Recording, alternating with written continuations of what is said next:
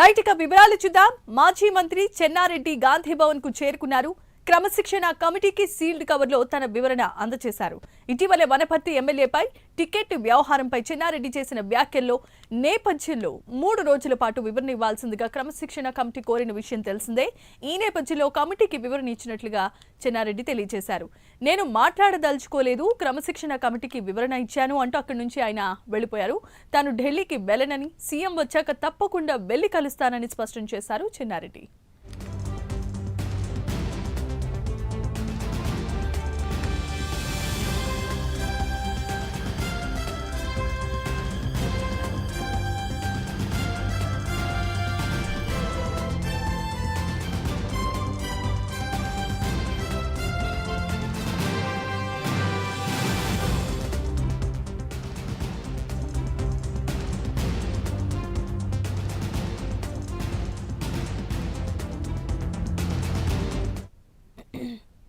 Right మాజీ మంత్రి చెన్నారెడ్డి గాంధీ భవన్ కు చేరుకోవడం జరిగింది. క్రమశిక్షణ కమిటీకి సీల్డ్ కవర్ లో తన వివరణ అందచేయగా వనపర్తి ఎమ్మెల్యేపై టికెట్ వ్యవహారంపై ఆయన చేసిన వ్యాఖ్యల నేపథ్యంలో 3 రోజుల వివరణ ఇవ్వాల్సిందిగా క్రమశిక్షణ కమిటీ కోరింది. ఈ నేపథ్యంలో ఆయన వివరణ ఇచ్చినట్లుగా తెలుస్తోంది.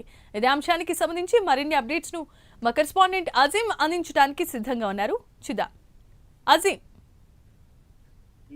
ప్రస్తుతం ప్రణాళిక సంఘం ఉపాధ్యక్షుడిగా ఉన్నటువంటి చిన్నారెడ్డి గాంధీ భవన్ కి చేరుకొని క్రమశిక్షణ కమిటీ సభ్యుడైనటువంటి శ్యామ్ మోహన్ కి తన వివరణ లేఖ ఇవ్వడం జరిగింది. గత 3 రోజుల క్రితం చిన్నారెడ్డికి క్రమశిక్షణ కమిటీ నోటీసులు జారీ చేసింది. గత వారం వనపర్తిలో జరిగినటువంటి ఒక సమావేశంలో చిన్నారెడ్డి మాట్లాడుతూ పార్టీపై పలు తీవ్రమైనటువంటి విమర్శలు చేశారు. ముందుగా 2023లో టికెట్ నాకే అనౌన్స్ చేశారు, కానీ తర్వాత డబ్బుల సంచుల మూటలతో టికెట్ ఏదైతే మేఘారెడ్డికి ఇచ్చారని చెప్పి, అలాగే మేఘారెడ్డి ఇక్కడ అవినీతికి పాల్పడుతున్నారు అని చెప్పుకుంటూ కూడా ఏదైతే తీవ్రమైనటువంటి స్థాయిలో తను విమర్శలు చేయడం జరిగింది. ఈ వ్యాఖ్యలపై ఎమ్మెల్యే మేఘారెడ్డి, అలాగే ఏదైతే మేఘారెడ్డి అనుచరులు అందరూ కూడా గాంధీ భవన్ కి వచ్చి ఏదైతే క్రమశిక్షణ కమిటీకి ఫిర్యాదు కూడా చేయడం కూడా జరిగింది. బీఆర్ఎస్ కోవట్టుగా చిన్నారెడ్డి వ్యవహరిస్తున్నారని చెప్పి కూడా మండిపడ్డారు. ఇప్పటికే ఢిల్లీకి వెళ్లి కూడా మేఘారెడ్డి నిన్న ఏఐసీసీ అగ్రనేతలను కలిసి కూడా చిన్నారెడ్డి చేసినటువంటి వ్యాఖ్యలపై ఏదైతే ఫిర్యాదు చేసి రావడం కూడా జరిగింది. సో ఈ నేపథ్యంలో ఈ రోజు చిన్నారెడ్డి తన లేఖకు తనకి ఏదైతే క్రమశిక్షణ కమిటీ ఇచ్చిన నోటీసులపై వివరణ ఇవ్వడం జరిగింది. సో మీడియాతో మాట్లాడడానికి మాత్రం Chinna Reddy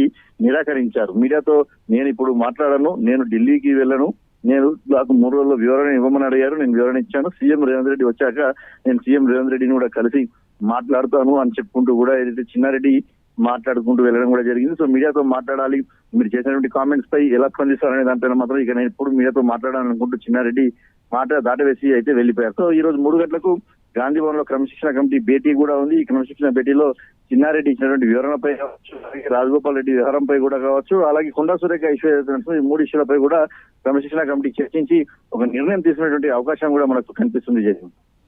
right, thanks for the updates Azeem.